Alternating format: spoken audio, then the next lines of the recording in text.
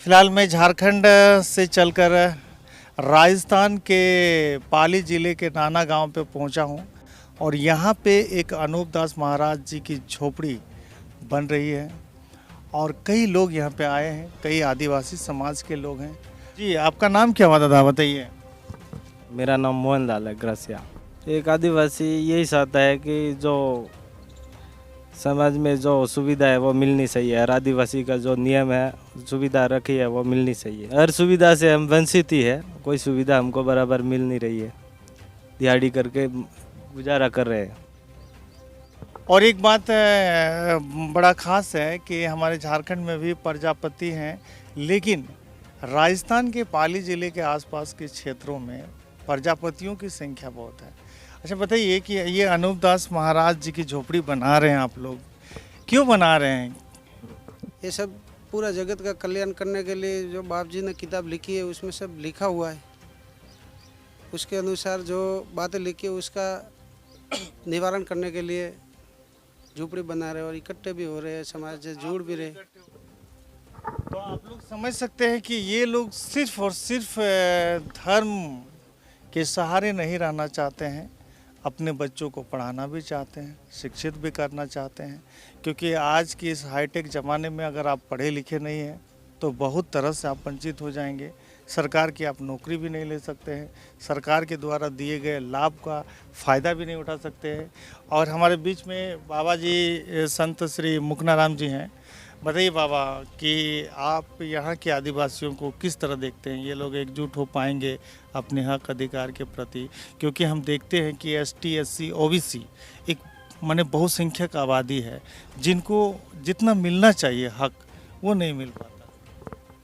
ऐसा है कि ये तो आप ही जानते हो और सरकार भी जानती है, सभी बात जानते हैं कि जो आदिवासियों को जो हक मिलना चाहिए वो नहीं मिल रहा है।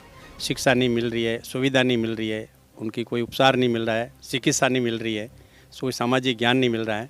इसलिए अनूप दास जी महाराज की झोपड़ी जो बन रही है ये पाली ज़िले के नाना गांव में, पाली तहसील में है, ये उप तहसील भी है। तो इस झोपड़ी के माध्यम से हम आदिवासी ये चाहते हैं कि भाई हमारा जो समाज है, हम सतीशी कौम इसमें पढ़ें, अच्छा एक हॉस्टल बनेगा तो ये समाज का विकास होगा। समाज में जो शिक्षा आएगी तो शिक्षा से समाज जागरूक होगा। जो आदिवासियों के साथ में जो दमन हुआ है, आदिवासियों के साथ में जो षड्यंत्र हुआ है, अब वो आदिवासी जाग गए हैं। अब आदिवासी वो नींद में नहीं है, अब ये दिन प्रतिदिन जगेंगे। और मैं आशा करता हूँ कि हम जो हमारा जो इतिहास है, संविधान है, उनके अनुसार ये दुनिया की जो भलाई होगी। और जो अनूप दास जी महाराज ने जो पुस्तक जगदीत कहानी लिखी है उसके अनुसार इस दुनिया का दुख मिटेगा। हमारा लक्ष्य उद्देश्य है। यानी अनूप दास महाराज जी ने एक किताब लिखी है, उस किताब में कुछ क्वेश्चंस हैं और उनका उत्तर भी उसी किताब में है। और एक विशेष समाज पर यह आरोप लगता आया है कि उन लोगों के द्वारा विशेष प्रकार का कुछ ऐसा काम किया जा रहा है जिससे ये संसार दुखी है। जी, हमारे बीच में एक आदिवासी भाई है, हम उनसे जानेंगे। जी दादा, आपका नाम क्या हुआ, बताइए। मेरा नाम है सिंगाराम। विश्व आदिवासी दिवस मनाते हैं? हाँ जी, मनाते। हाँ जी। क्या क्या करते हैं उसमें तो सब एकता की बात करते हैं, खान पान और वेशभूषा की। और जो आदिवासी में जो कि जैसे कि दारू मीट नहीं चलना चाहिए, ये भी हमारे मतलब एकता की बात करते हैं। दारू मीट नहीं खाना चाहिए। ये बहुत बड़ी बात है, क्योंकि आज कहीं ना कहीं जो छोटे जाति के वर्ग के लोग हैं वो कहीं ना कहीं दारू, मांस वगैरह का प्रयोग करते हैं। लेकिन आप हमारे कैमरा में देख सकते हैं कि एक आदिवासी समाज का लड़का ये कहता है कि दारू और मांस मीट नहीं खाना चाहिए, इससे हमारे समाज की जो है कि दुर्दशा खराब होती जा रही है। और हमारे साथ में एक चाचा जी हैं। क्या नाम है चाचा आपका? मेरा नाम है वीरमाराम ग्रासिया। जी, कहाँ से आप आते हैं? हमारे बारला गांव है, राजी से गांव बारला है। आज आपको बहुत लोग देख रहे हैं भारत के, क्या संसार में लोग दुखी बहुत हो रहे हैं। दुखी हो रहे हैं? दुखी हो रहे हैं। क्यों हो रहे हैं? ये दुखी यूँ हो रहे हैं कि संसार में कई सारे तो बीमार होते हैं, कई सारे जो जंगलों में आदिवासियों की बात करेंगे तो राजा महाराजाओं से पहले से बहुत हमारा जंगल था, वो सारा पूंजीपतियों ने सब उठा के लेके गया। हमारे पूंजीपति लोग पहले हमारे बाप दादी का जो धोती में रहते थे, पैंट ये बुशर्ट पहनते थे न, तो डरते थे। वो लोग हम हैं कि पीढ़ियों से हम आदू से जंगलों में रहने वाले लोग हैं। वो लोग अभी एक नए नए जो अनूप स्वामी जी महाराज ने जो एक बात लिखी है, ये लिखी है कि बरसात नहीं आता है तो हम जंगल में रहने वाला हैं। उन्होंने बात पूरी संसार की बोला है, एक की बात नहीं बोला। पेड़ पौधा पंखरी जीव जंतु 36 को मनुष्य हैं, इनका सारी बात बोला है। तो हम आदिवासी जंगलों में रहते हैं, हम सोच रहे हैं कि हमारा जंगल नष्ट हो जाएंगे तो हम कहाँ जाएंगे, हमारा जंगल नष्ट हो जाएगा तो हम कहाँ जाएंगे। इसलिए हमको खतरा लगता है कि जो आने वाली समय में हमारे पीढ़ी बच्चे वो कहाँ जाएंगे। ये जंगल बचाने के लिए हम प्रयास कर रहे हैं। को पहले स्कूल नहीं थी, अभी स्कूल है, तो शिक्षा में हम जुड़े हैं तो वो बड़े बड़े लोग कम पढ़े हैं, जो पैसा वाला उनको नौकरी में लगते हैं, जो कम जो वर्ग है उसको नौकरी में नहीं है। आज भी जो पीढ़ियों से चल रहा है, जो 5वीं अनुसूची बोले तो अभी तक वो 5वीं अनुसूची हम ख़त्म हो जाएंगे तो आदिवासी कहाँ जाएंगे। ये हमारे जो ये भी प्रयास है कि जो जंगलों में जड़ी बूटियाँ है, पेड़ पौधा फल फूल है, ला के हम जिंदे रहते हैं, वो भी बड़ी बड़ी पूंजीपति वो लेना चाहता है। पूरे भारत के लोगों को मैं बता दूं कि इन आदिवासियों का संरक्षण के लिए भारत सरकार के यही सांसद लोग कानून बनाते हैं और इन्हें संपूर्ण अधिकार यहाँ के जंगल नाला नदी तमाम चीज़ों पर जो भी संसाधन है उन पर इनका संपूर्ण अधिकार है।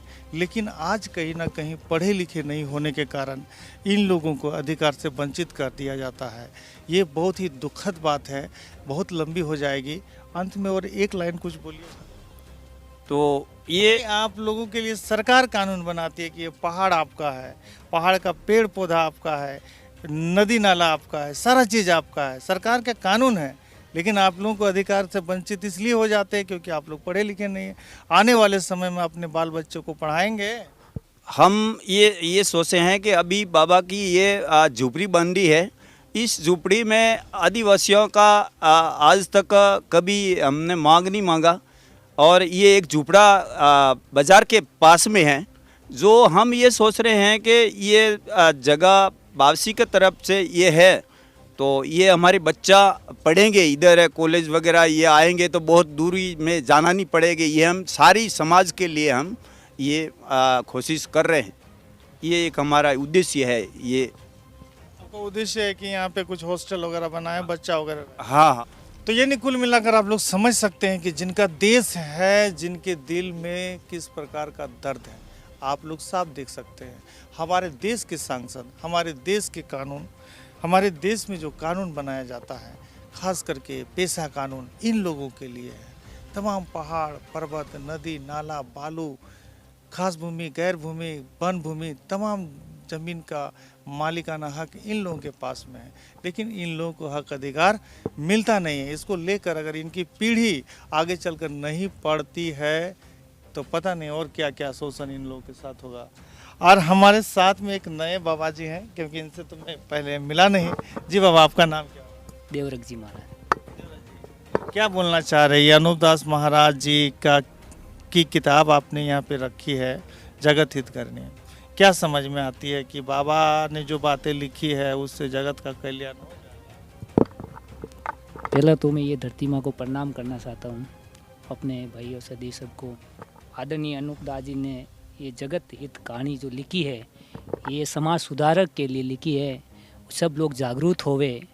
इनको आदिवासी जो नाम पड़ा है परंपरा से, इनको जगाने के लिए ये किताब उन्होंने लिखी है कि तुम आदिवासी किन तरीके से हुए हैं, इनके पास कौन सी ऐसी वस्तुएं जो इनके पास नहीं पहुंचती है, इनको लाभ नहीं मिलता है, उन विषय के बारे में इनको जानकारी नहीं हो रही है। तो अनूप दास जी ने जगह जगह ये अपना आश्रम बना के इनको जागरूक कर रहे हैं कि तुम जंगल में तो रहते हो लेकिन जंगल के तरह ही रहते हो, गांव में क्या चीज़ हो रही है, लेकिन तुम्हारे नाम पे जो एजुकेट लोग हैं वो फ़ायदा उठा रहे और तुम तक पहुंचते नहीं हैं। तो इसके लिए तुम गांव के अंदर आओ, जागरूक हो और गांव के अंदर ऐसी एक आश्रम बने जहां एक मानव धर्म वे सब इंसान के रूप में आपको हर शिक्षा का लाभ मिले। और अनूप दास जी ने पूरा भविष्य के अंदर यही लिखा है उन्होंने कि तुम जब तक नहीं जागोगे तब तक ये दुनिया जो कानून सबके लिए बनाया है, लेकिन तुम कभी इस कानून को समझ नहीं पाओगे, क्योंकि बना तो दिया है लेकिन तुम्हारे समझने के लिए तुम्हारी मेन कमजोरी उन्होंने बताया, तुम एजुकेशन नहीं हो, जो तुम परंपरा का रीत है जो नहीं समझ पा रहे। तो जैसे बाबूजी ऐसे साधु संत अनूप दास जी ने जो महात्मा बनाए, उनको ज्ञान प्रसार के लिए बनाए कि वो महात्मा यहाँ झोपड़ी में आके बैठेंगे तो तुम्हारे समाज के 1 2 3 4 ऐसे मिलके संगठन इकट्ठा हो जाएगा। इकट्ठा होके तुम अपने समाज के व्यावहारिक और परंपरा की बातें करोगे और तुमको वो मालूम हो जाएगा कि आज से हम लोग वही कार्य करेंगे कि सबको अपनी नज़रों से एक समान देखेंगे और अपना खान पान से विशेष ध्यान रखेंगे। जो अपना खान पान से वजह से अपना घर बार बच्चे परिवार जो टूट रहा है, जितना अपन खर्चा करना चाहिए उतना अपने से नहीं हो रहा है, तो अपना नुकसान है और लोग अपन को जानने से इनकार करते हैं। तो कहने का मतलब अपन को पहला इस आश्रम पे अपने को ऐसा स्कूलें बनानी पड़ेंगी, ऐसे टाबरों को अभ्यास कराना पड़ेगा, उनको वो भाषा सिखानी पड़ेंगी। तो आप लोग समझ सकते हैं कि एक प्रकार इस देश में जाति धर्म उच्च नीच की राजनीति का आप लोग को देखने को मिलती है। एक तरफ जातिवादी आंदोलन भी देखने को मिलता है, एक तरफ हिंदू मुस्लिम भी देखने को मिलता है, एक तरफ मतलब हम क्या कहें, जो सच्चे देश प्रेमी हैं, जो इस देश के सच्चे देशभक्त हैं, उन्हें देशद्रोह कहा जा रहा है। और जो फर्जी देशभक्त है वो आज वो मतलब इस देश के इंसान हैं जो देश के साथ हमेशा खेले हैं, आज वही देशभक्त बने हुए हैं। तो कुल मिलाकर ये वीडियो कैसा लगा, अच्छा लगा तो जोरदार लाइक कमेंट के साथ में वीडियो को शेयर कीजिएगा। आपका छोटा भाई का ये रिपोर्ट कैसा है, क्योंकि मैं बड़ी दूर चल कर आया हूँ और ख़ास करके हमारा ये प्रयास रहता है कि अच्छी और सच्ची खबर आप लोगों के सामने पेश किया जाए। और ये है राजस्थान के पाली ज़िले का नाना गांव, और यहाँ पे हम लोगों से बात कर रहे थे, समझने का कोशिश कर रहे थे कि आखिर यहाँ के लोग क्या सोचते हैं, आने वाले अपने बाल बच्चों की भविष्य की कितनी चिंता करते हैं। क्योंकि कहीं ना कहीं इन लोगों को बांटा जा रहा है और इन लोगों को बांट कर राज करने की जो नीति सामने आई है उससे हमारा देश का कभी भी भला नहीं हो सकता है। देश की भलाई के लिए एकजुट हो। लेते हैं आप लोगों से विदा। जय झारखंड, जोहार झारखंड, जय राजस्थान।